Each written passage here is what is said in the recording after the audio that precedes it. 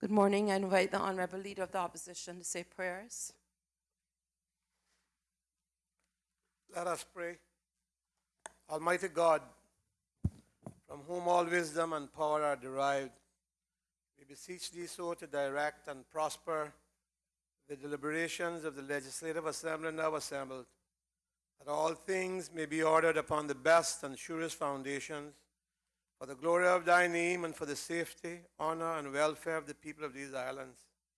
Bless our Sovereign Lady, Queen Elizabeth II, Philip, Duke of Edinburgh, Charles, Prince of Wales, and all the royal family.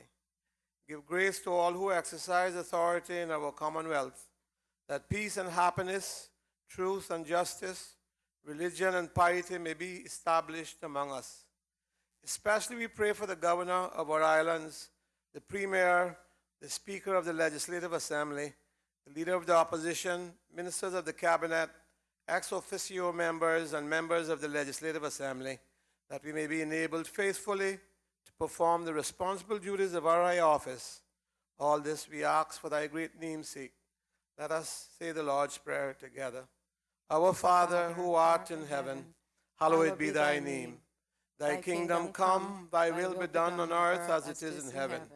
Give us this day our daily bread, and forgive us our trespasses as we forgive those who trespass against us. Lead us not into temptation, but deliver us from evil. For thine is the kingdom, the power, and the glory, forever and ever. Amen. The Lord bless us and keep us. The Lord make his face shine upon us and be gracious unto us.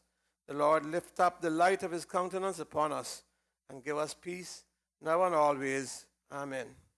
Please be seated.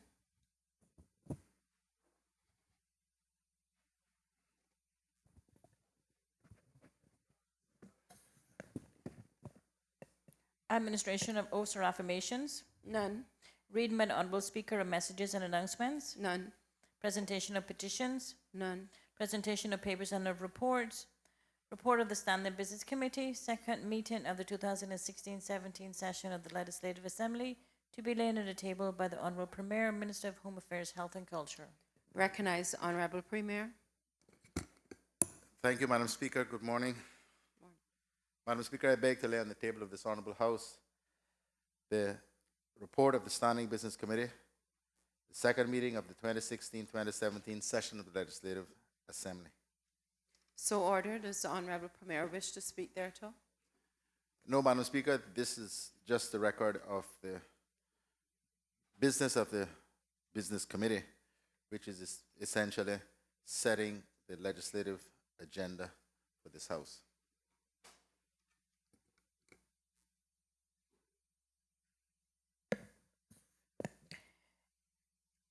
Information Commissioner's Office, Cayman Islands Annual Report 2015-2016, to be laid on the table by the Honorable Deputy Governor, ex officio member responsible for the portfolio of the Civil Service. Recognize the Honorable Deputy Governor. Thank you, Madam Speaker. Madam Speaker, I beg to lay on the table of this Honorable House the Information Commissioner's Office, Cayman Islands Annual Report 2015 to 2016. So ordered. Does the Honorable Deputy Governor wish to speak to the report? Yes, Madam Speaker, just briefly.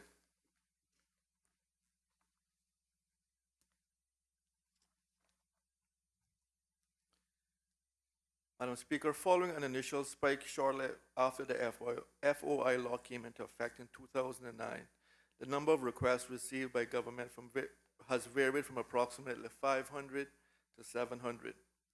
The overall trend was showing a steady rise of the use of FOI by applicants. However, this past year saw a 42% drop in the number of requests being made. This is a 37% drop from the average over the previous years, and is obviously significant. The Information Commissioner's Office is not able to explain this drop, which could have both positive and negative reasons and connotations. Potentially, relevant factors may include a greater emphasis on answering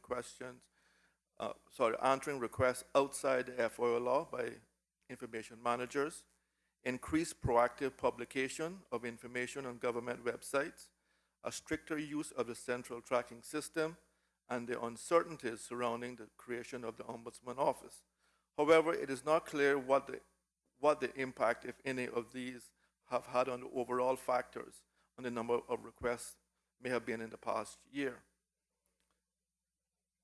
Madam Speaker, since the FYO law came into effect in 2009 until 30th June 2016, a total of 4,692 requests have been registered in the government's central tracking system. And Madam Speaker, I'll just speak briefly to request times in terms of responses. The FYO law requires that public authorities give their initial response as soon as practicable, but not later than 30 days after receiving a request. Surprisingly, in the past year, response times went from the worst medium time, which was an average of 31 days in 14-15, to the very best of 20 days. Also favorable is that only 34% of requests were responded to outside the initial 30-day time, compared to 51% in 2014 and 2015. And obviously, Madam Speaker, this is a significant development, which is very positive. And Madam Speaker, to the financial statements of the FY office, they received a unqualified opinion, which is the very best opinion that can be given by the Auditor General's office. I thank you.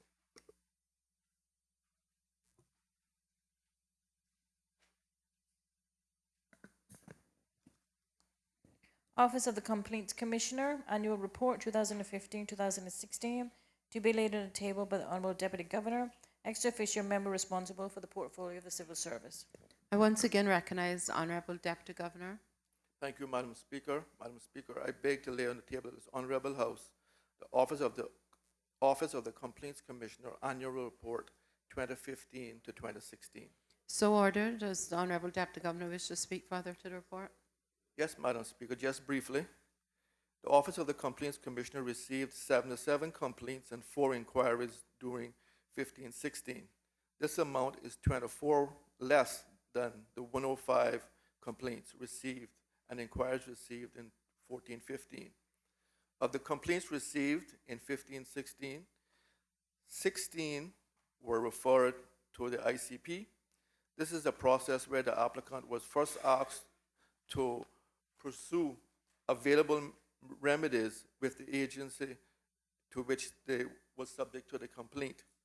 32 complaints were non-jurisdictional, as they included matters which were not subject to the investigation by the OCC or complaints against non-government entities.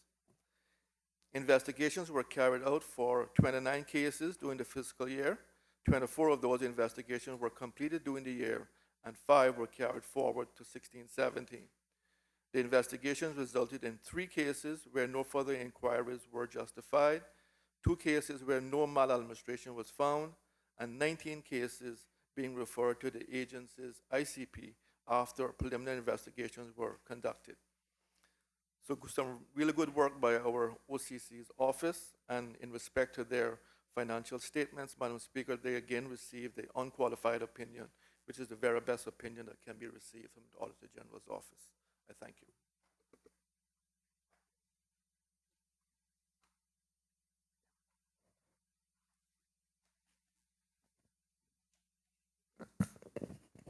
Questions to Honourable Ministers and Members of the Cabinet? None. Statements by Honourable Members and Ministers of the Cabinet. Recognize the Honourable Minister of Education.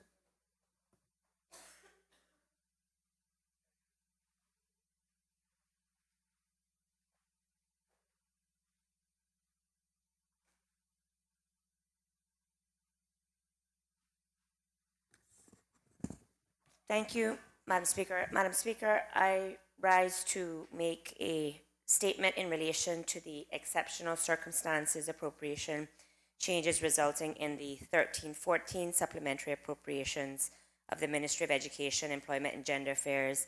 And I do, with your permission, would like to make a similar statement with respect to the 15-16 supplementary appropriations thereafter.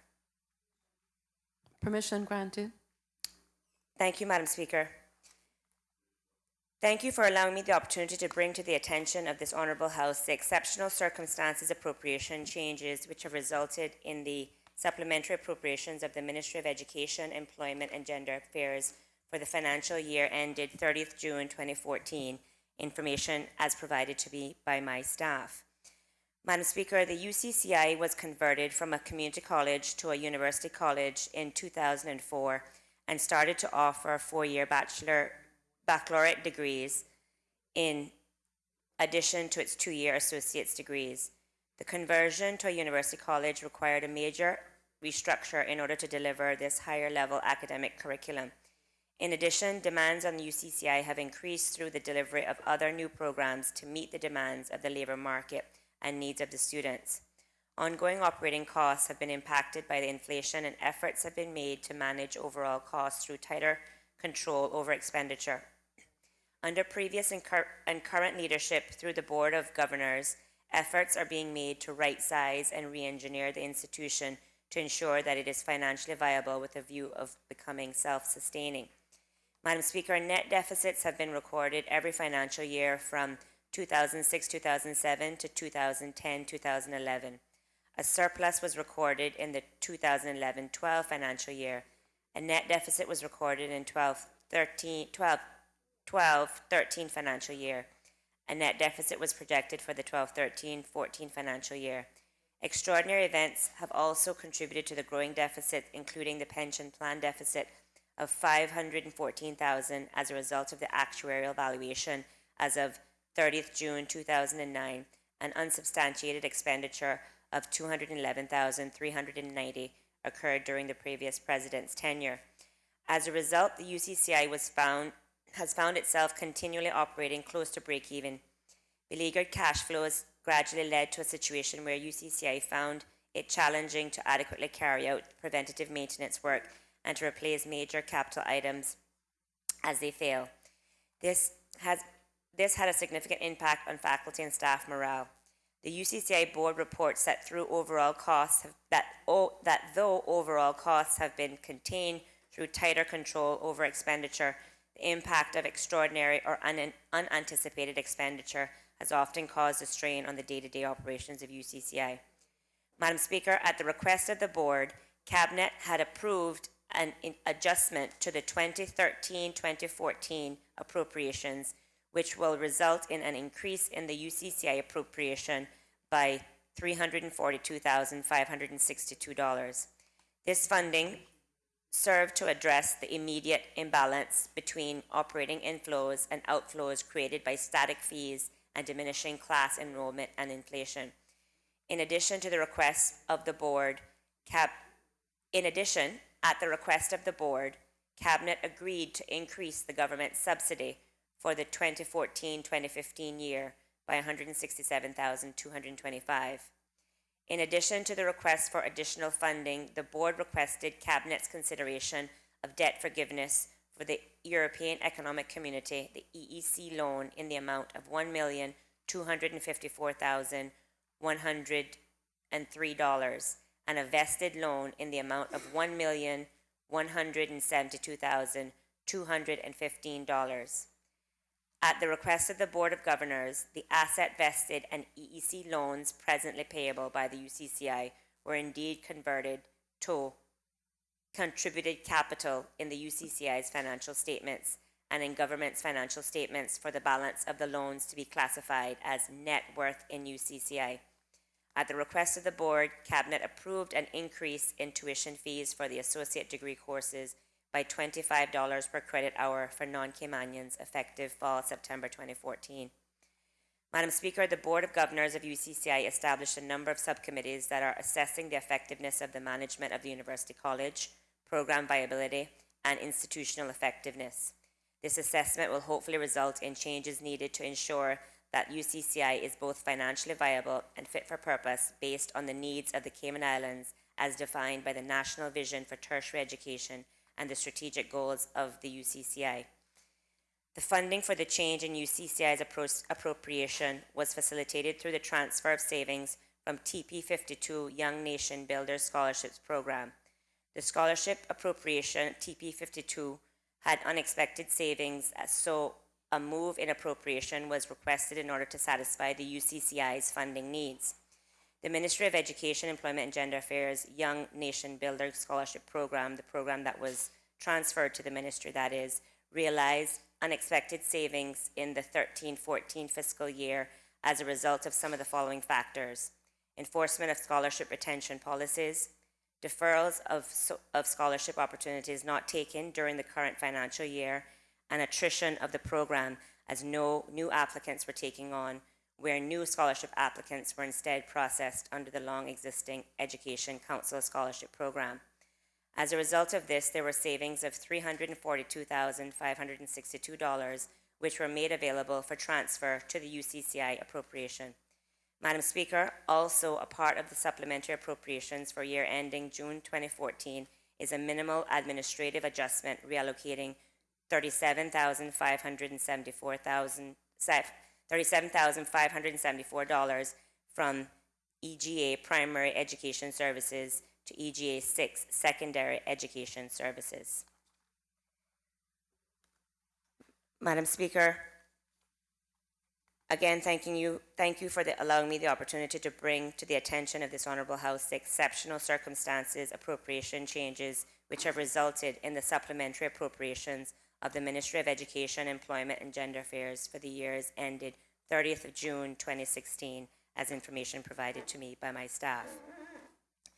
Madam Speaker, the Ready to Work.ky program, an initiative under TP56 Employment Initiatives, aims to deliver structured training, individual and group support, and other services to address a range of barriers to accessing and maintaining employment. However, in 2015-2016, the Ministry of Education, Employment and Gender Affairs did not have sufficient funding in the relevant appropriation, the TP56 Employment Initiatives, in order to facilitate payment of the anticipated commitments at that time. The scholarships appropriation, TP52 Young Nation Building Scholarships, had unexpected savings, so a move in appropriation was requested in order to satisfy the anticipated employment initiative funding need. The Ministry of Education, Employment and Gender Affairs Young Nation Builder program realized unexpected savings in the 15-16 fiscal year as a result of some of the following factors: enforcement of scholarship retention policies, deferral of scholarship opportunities not taken during the current financial year, and attrition of the program as no new applicants were taken on, where instead new scholarship applicants were processed under the long-existing Education Scholarship Program. As a result of this, there were savings of $120,000, which were made available for the transfer to the TP56 Employment Initiatives appropriation. Madam Speaker, the Capital Appropriation Equity Injection EI-12 of the Ministry increased by $806,000. This was related to funding granted to the Ministry for the building of classrooms and renovations at the Edna Moyle Primary School. During the 15-16 fiscal year, the UCCI also requested funding of $427,000 for the facilitation of their UCCI nursing program facility and Polycom system. As a result of this request, the Ministry requested to transfer $427,000 from the Ministry's Capital Appropriation Equity Injection EI-12 to the UCCI's Capital Appropriation Equity Injection EI-46. Madam Speaker, as detailed in Finance Committee, the transcript of Friday, 12th June 2015, a proposal to construct 2 new classrooms, a staff room, and a mechanical room at the Edna Moyle Primary School was supported. During the course of the construction project, additional works were identified to be necessary and were carried forward at the same time. Madam Speaker, regarding the UCCI nursing program, facility, and Polycom system, the UCCI reported that the BSc in nursing program had outgrown the current physical infrastructure, being 2 classrooms, 1 clinical nursing skills laboratory, and 2 faculty workstations. It had also been particularly expensive to maintain the current facility. During the fall 2015 semester, weekly or bi-weekly maintenance had to be done, retrofitting or continuous maintenance of the AC unit, continuous repair of the roof when there were rains, to ensure appropriate accommodation that is conducive to learning and working. UCCI reported that for the fall of 2016, they would enroll the fourth cohort of students with projected enrollment of 12 to 15 students.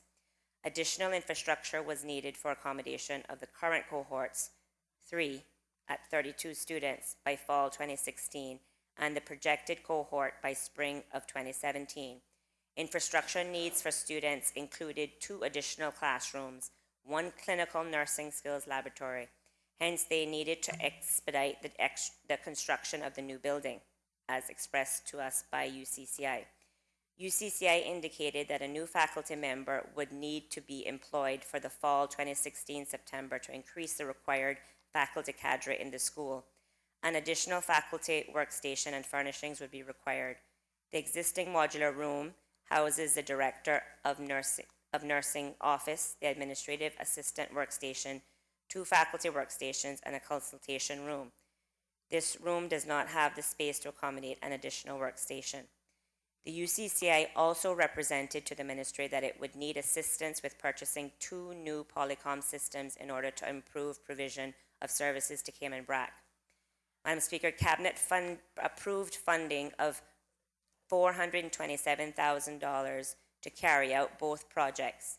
The funding was granted to purchase the Polycoms and for the improvement of the facilities for the nursing program. The funding was granted based on the estimates provided by UCCI. The construction of the building has not progressed, as more in-depth cost estimation provided by UCCI has since revealed that additional funding was needed. The UCCI has indicated that it will seek funding via appropriation and private fundraising in 2018 fiscal year.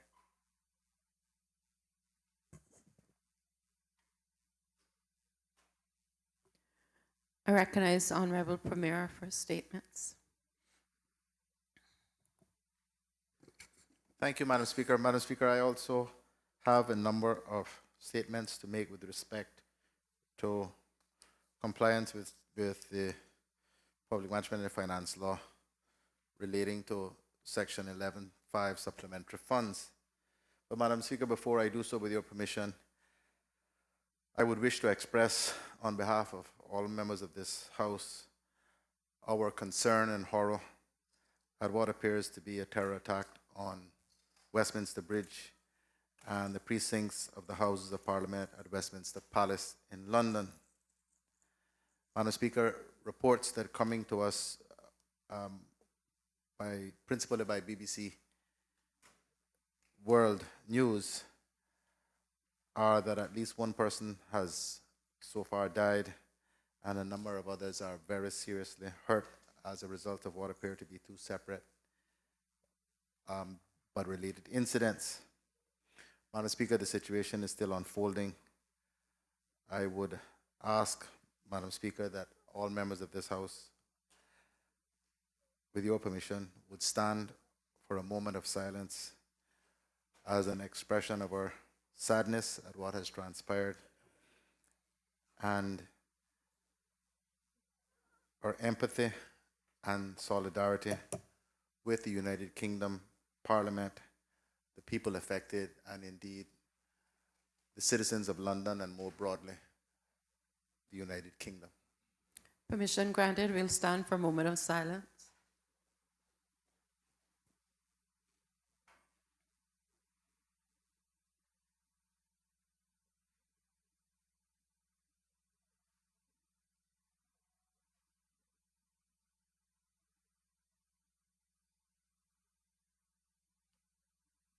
Please be seated.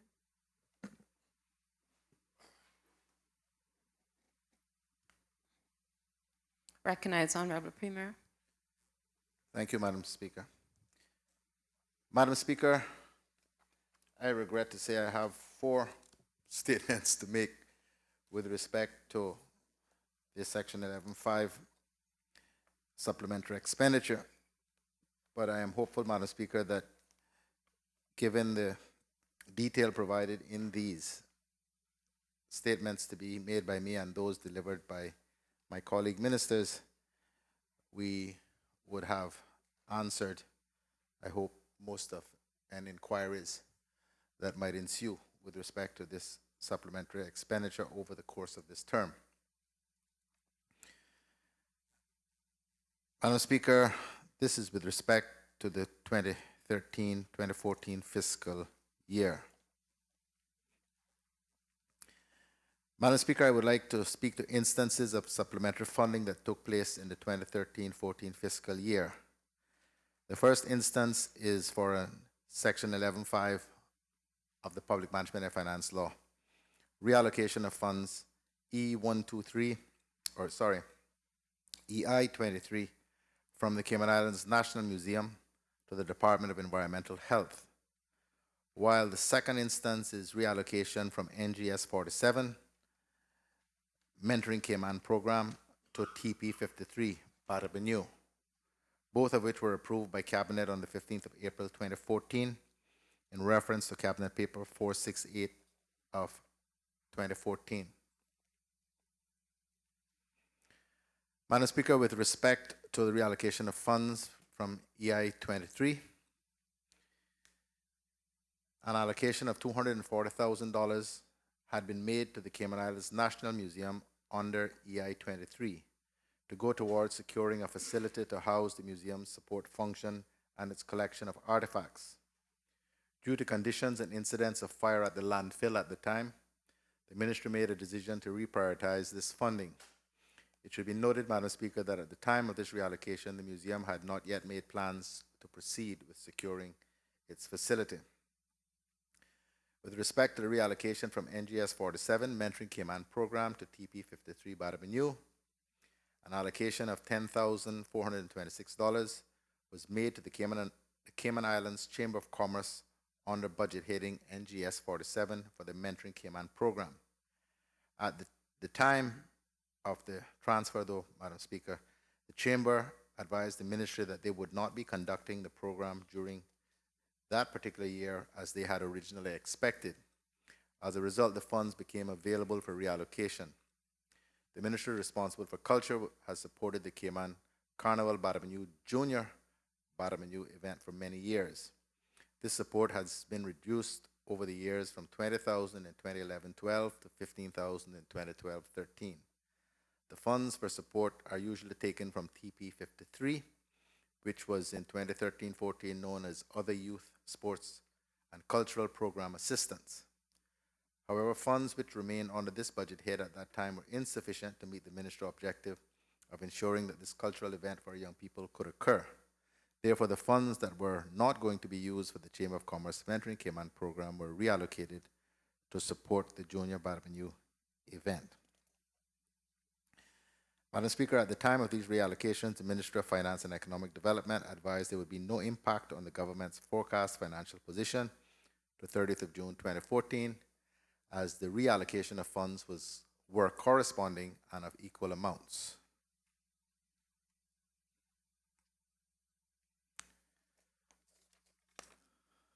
Madam Speaker, if I may turn now to a statement with respect to the 2014-2015 fiscal year. Madam Speaker, in November 2014, Cabinet approved a supplementary appropriation for equity investment to the Health Services Authority in the amount of $1,281,184 in order to fund the facility cost purchase of one Ebola-rated Audulaire field hospital with 8 beds. Field preparation,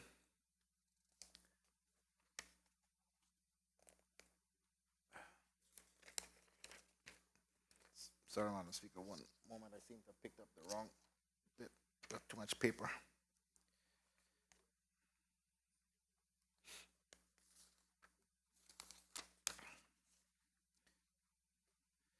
Field preparation,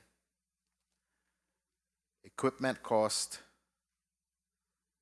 and 36 reusable helmets, and additionally, a supplementary appropriation for outputs from the Health Services Authority in the amount of $1,718,817 to cover the cost of outputs to respond to the Ebola threat.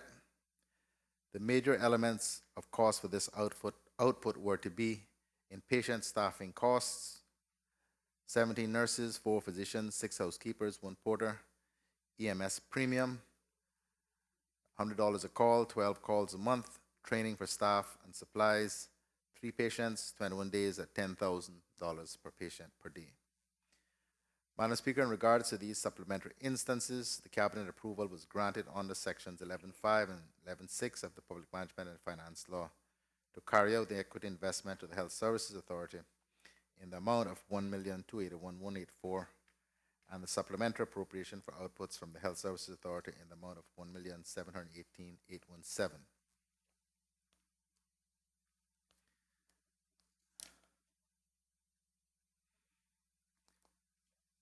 Madam Speaker, the expenditures with respect to these matters were to be met initially from government's operating bank account.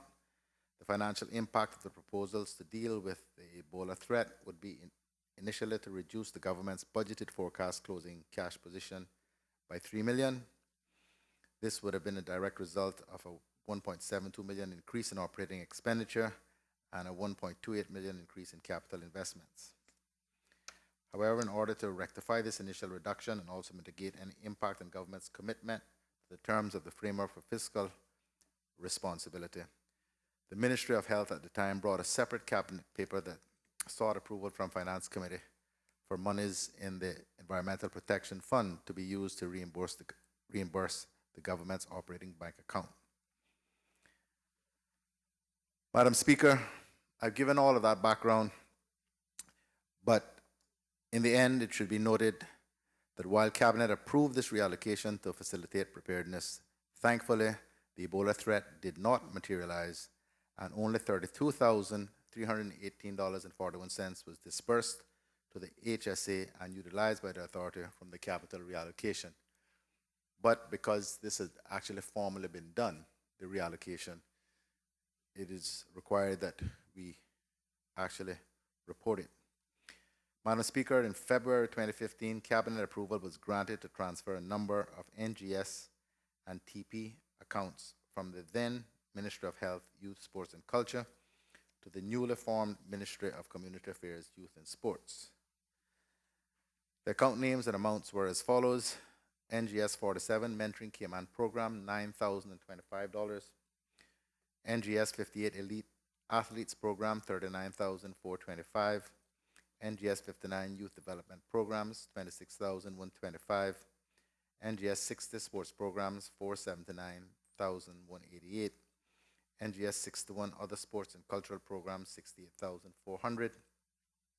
NGS 83 Other Cultural Programs, $5,700. TP 49 Youth Programs and Other Non-Governmental Organizations, $125,875.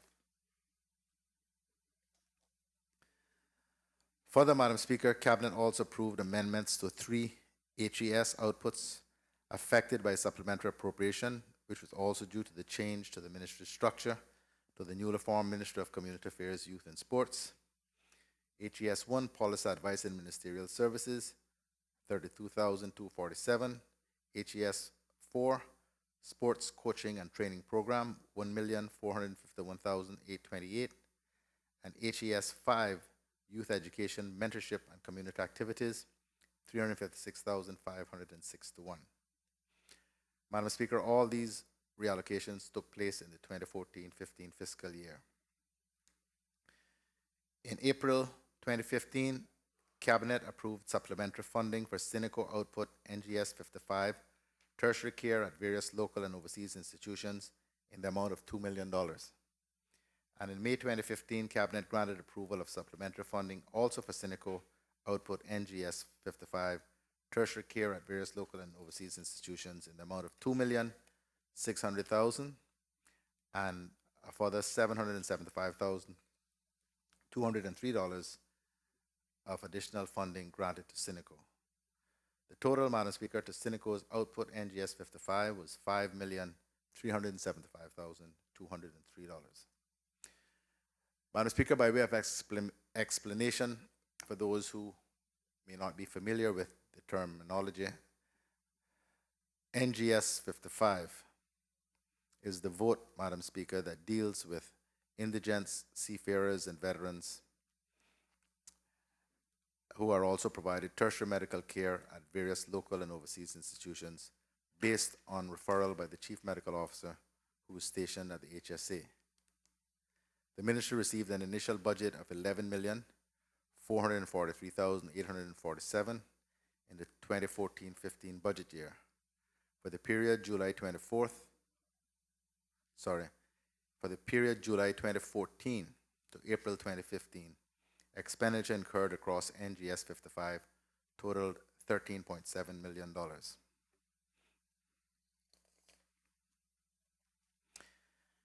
Madam Speaker, it is always necessary for the ministry to act proactively to secure funding and preserve the relationship and reputation of the Cayman Islands government among the network of local and overseas healthcare providers. These costs are normally initially undertaken by Cineco and then reimbursed by the ministry through the NGS 55 appropriation. In light of Cineco's fragile financial position, any delays in payment to Cineco would have an adverse impact on their ability to pay these local and overseas institutions. Madam Speaker, the budget for this program continues to be inadequate for the growing need of the escalating cost of overseas health care even today, and the unpredictable nature of the expenditure to be incurred makes it very difficult to budget for. Madam Speaker, members will be aware that the health insurance regulations were amended recently to double the health insurance providers' contributions to the segregated insurance fund, which is intended to help cover the cost of health care for indigents, and took effect in February of 2013. At the increased rate, this fund is forecasted to collect close to $5 million per annum. However, even with this is still significantly below the government's cost of providing health care for the indigent, seamen, and veterans, which averages approximately $2.5 million per month for local and overseas tertiary care. Finally, Madam Speaker, in June 2015, Cabinet approved the reallocation of funds for the Cayman National Cultural Foundation in the amount of $70,443. Reallocation of funds within the 2014-2015 budget was to meet replacement costs of the main building air conditioning system at the Harkwell Theatre. At the time, due to critical mechanical failures with the air conditioning system at the theatre, CNCF had submitted a formal request to the ministry seeking emergency funding for the replacement of the air conditioning system. Madam Speaker, the Minister of Finance and Economic Development advised that the reallocation will have no impact on the government's forecast financial position at the time, as it involved a reallocation of the capital investment budget and did not seek to increase it. Accordingly, Madam Speaker, the Minister allocated the $70,443 from its 2014-15 allocated capital funding under EI 53 to the CNCF under EI 72 to cover the replacement of the air conditioning system. The cost of the replacement of the air conditioning system at the Harkwell Theatre.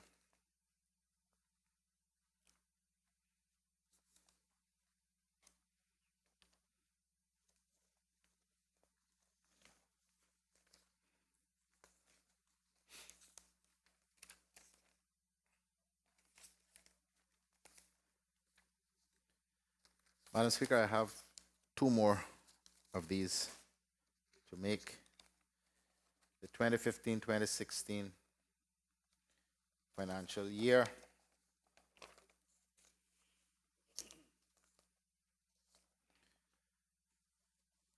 Madam Speaker, in March 2016, Cabinet granted approval for supplementary funding for $2 million for NGS 55 tertiary care at various local and overseas institutions.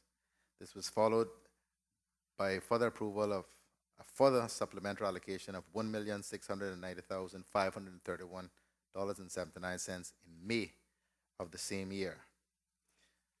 Again, Madam Speaker, both were in accordance with sections 11.5 and 11.6 of the Public Management and Finance Law.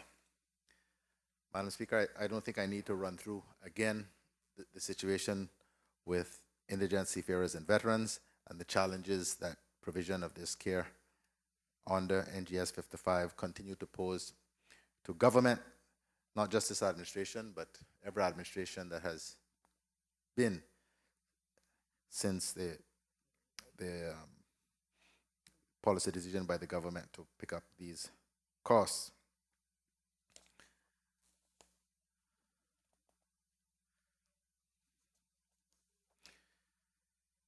Madam Speaker, I spoke in the last statement about the insurance regulations and the decision in 2013 to double the health insurance providers' contributions to the segregated insurance fund.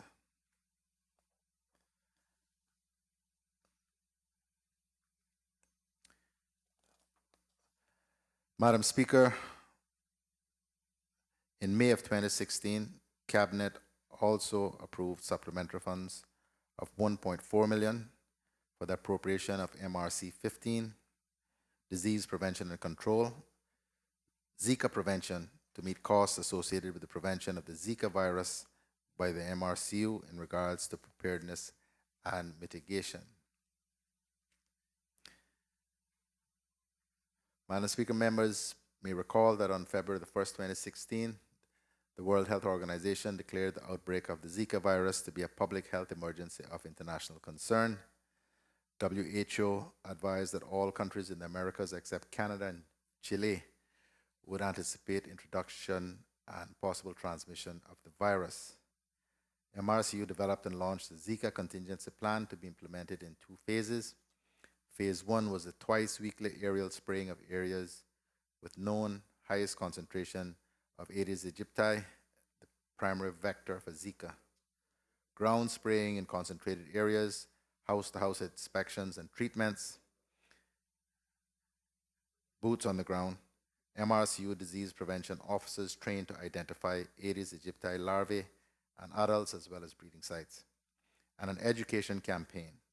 Phase 2 was an intensified spraying program, redeployment of MRCU staff, thermal fogging, and constant review. Madam Speaker, with the supplementary funding, MRCU was also able to acquire laboratory testing equipment, real-time PCR, which allows identification of the genetic material of the virus, thus giving a definitive result, positive or negative. This is a gold standard in laboratory identification. Laboratory controls for this equipment allow for simultaneous testing for dengue and chikungunya viruses in addition to Zika. MRCU was requesting the additional funding based on insecticides for Zika control in the amount of $520,000 and insecticides for general control in the amount of $840,000 to purchase a consignment of Natular for large-scale operations on all 3 islands. Operational expenses in the form of overtime were $40,000. Finally, Madam Speaker, during 2015-16 financial year, Cabinet granted approval in May 2016 for the reallocation of additional funds in the sum of $350,000 within the 2015-2016 budget for payment into court to meet the cost and damages payable in a legal matter. Madam Speaker, to facilitate the urgent payment of the funds into the courts at the time, the Minister of Finance established a new appropriation code OE 102, settlement of claims under the Ministry of Health and Culture, to be used to record expenses related to this matter. And Madam Speaker, the final statement, which is with respect to the 2016-2017 financial year, and this year, Madam Speaker, is still on the way. This is an 18-month budget cycle. In August 2016, Cabinet approved funding of $625,000 for the Ministry of Health and Culture for settlement of a medical negligence claim. This, Madam Speaker, caused an increase in the 2016-17 operating budget for the payment of funds in the sum of $625,000. Madam Speaker, by way of background and explanation of that additional or supplementary appropriation, members will be aware that the Health Services Authority was a core government agency prior to becoming a statutory authority. As a result, the government is liable for any medical negligence claims arising from care prior to the transition to an authority. Most of these past claims have been resolved. However, this particular one was an outstanding medical claim. The Ministry of Finance and Economic Development advised that the additional $625,000 required for the settlement of the claim will increase the government's 2016-17 forecast operating expenditures to 31st of December this year, as the Ministry of Health and Culture has not identified appropriations where compensating reductions can be made elsewhere. Increasing the OE 102 appropriation by $625,000 without compensating reductions elsewhere in the operating budget will also have a negative impact on the government's forecast operating surplus and operating cash balances by the same amount. Madam Speaker, in November 2016, Cabinet approved supplementary funding of $3,908,393.42 for, Madam Speaker, NGS 55, tertiary care at various local and overseas institutions. And again, Madam Speaker, I would simply refer to the earlier statements I've made about the fact that NGS 55 is essentially the medical insurance cover or the cover for medical costs for indigent seafarers and veterans at tertiary medical care at various local and overseas institutions.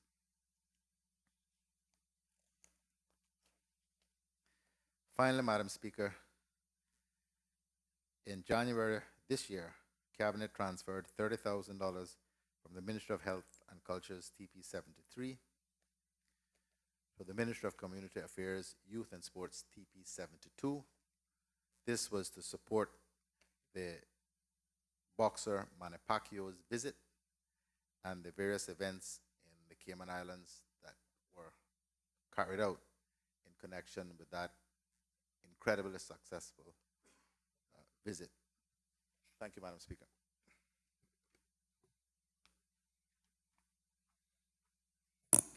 At this time, we'll take the luncheon break and reconvene at 2 p.m.